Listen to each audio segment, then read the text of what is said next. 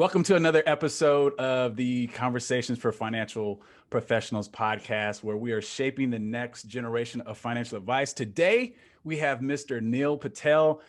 Neil, you are a New York Times best-selling author. The Wall Street Journal calls you the top influencer on the web. Forbes says you are one of the most or the top 10 marketers, and Entrepreneur Magazine says that you've created one of the most brilliant 100 most brilliant companies. So you're recognized as this top 100 entrepreneur by Obama and all these other people. But I'd like to think of you as just Mr. SEO. Is that okay?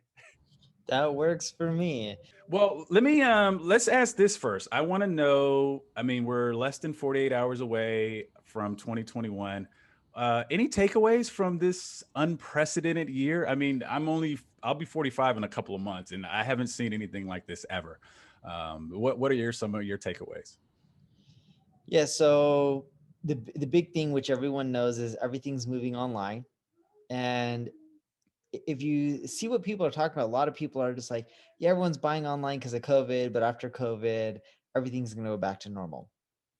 And I have this conception that, and a lot of people also agree with this, but I have this conception that what would have happened 5 years from now of more people adapting online, it just got pushed forward, right? Mm. Due to COVID. So that's the first big trend that we're seeing. McKinsey has this whole video and report about this kind of stuff. It's quite interesting. They actually even ran commercials, I think, on YouTube about it. But, before COVID, commerce, when I'm talking about commerce, I'm not just talking about like Amazon. I'm talking about like commerce, like accounting, people getting business online, all that kind of stuff. Roughly 12% of commerce was done online. The rest was done offline. It was still a really small portion. Now you got people like my parents who are just like, wow, we knew about Amazon, but we're buying. It's cheaper than going to Target or cheaper than going to Ralph's or wherever they go to buy stuff. And they're like, and sometimes they deliver it in the same day for free.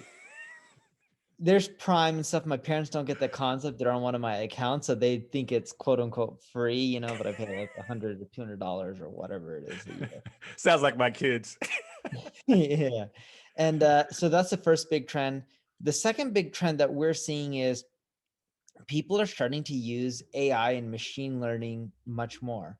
And everyone's always talked about machine learning and AI, and it's the buzz, and you can have computers write content for you so you don't have to write content as a marketer or when you're putting products online. And I have to say, the quality still isn't there, but we're really close. I think Hmm. within a year or two, we're going to see a huge shift in which machine learning and AI can end up doing a lot of this stuff for you, and you won't need as many people in marketing. So you can automate a lot of stuff with tools. Wow. Okay. That was something I was not expecting to hear from you, especially juxtaposition where, in a industry like mine, financial services, it's all about building a personal brand, because, I can't compete with Fidelity, Schwab, or any of those big No, names. People that need to hear the Dominique story and see if that resonates with them to see if they want to do business with me. But you're saying maybe even not to take away the personal brand, but just to maybe automate some aspects of getting that type of content out. Is that what you're saying? correct. Yes, Okay. there's like tools out there that can just crank out content on anything.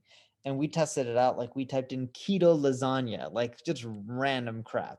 And you'll be shocked on the quality of the article. It wasn't good enough to post. We still needed an editor to go edit it. But we're just like, this was on automated.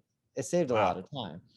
We don't use it, but fast forward 2 years from now, I bet you it's going to be good enough where we don't need an editor and we can just use the tool. Now, I'm not saying you can automate everything, but you can take out a lot of aspects and have a lot of these tools do things for you that we would have done manually. And I think that's what's amazing. Like, here's a good example of this. I have this SEO tool called Ubersuggest, and you can use a lot of the tool for free. Majority of the tools actually given away for free. And I gave my team initiative for 2021. See, when people do SEO, you have to go and modify your code and type in all this stuff. And it gets complicated for most people, and they don't have staff or they don't know how to code. And I gave my team objective. And I said, in 2021, I want it where someone can put a JavaScript, just like you do with Google Analytics, right? You put this little code on your website and it tells you how many visits you get in Google Analytics. And I'm telling them I want people to be able to put up a little code on their website. If they're on WordPress or something, they just click a button and they install a plugin, like make it super simple. If they Shopify, same thing. And do it where that little code can modify all their other code on their website so they don't actually have to make the majority of their own SEO changes. So imagine saying, instead of telling your developer, hey, go make all these changes, what if a tool did 60, 70, 80% of it for you? 100% is going to be tough right now, but let's say 60, 70, 80%. You may not get as good as results compared to if you did it manually, but if the tool did the majority of it, you're better off than doing nothing. And then you can always have a human go do the remaining portion that can be done in an automatic way. And you're going to be better off because you just saved money and you did it more efficiently. Yeah, you're touching on some things I think are going to really interest specifically the existing financial professional audience, because I mean, in context, my industry is about 50 years to 60 years old in its current form. And there's an 80-year-old piece of legislation that basically dictates how you can, interact with the public with regards to how you market, the fact that you do investment advice and that you're a financial advisor. But it's And so, changing, right? If you're a hedge fund now, I believe you can start advertising that you're a hedge fund online. I could be yeah, and confused so on. the regulation is specifically around investment advisors. So as I understand, and they may change this, the SEC does not always require hedge funds to register. Like you can. I mean, I worked for a hedge fund that wasn't registered, so it's optional. But for the person that's doing the personal one-on-one finance, retail finance, I wonder what your advice would be for participants in a highly regulated sector of the market like that, in the industry like that.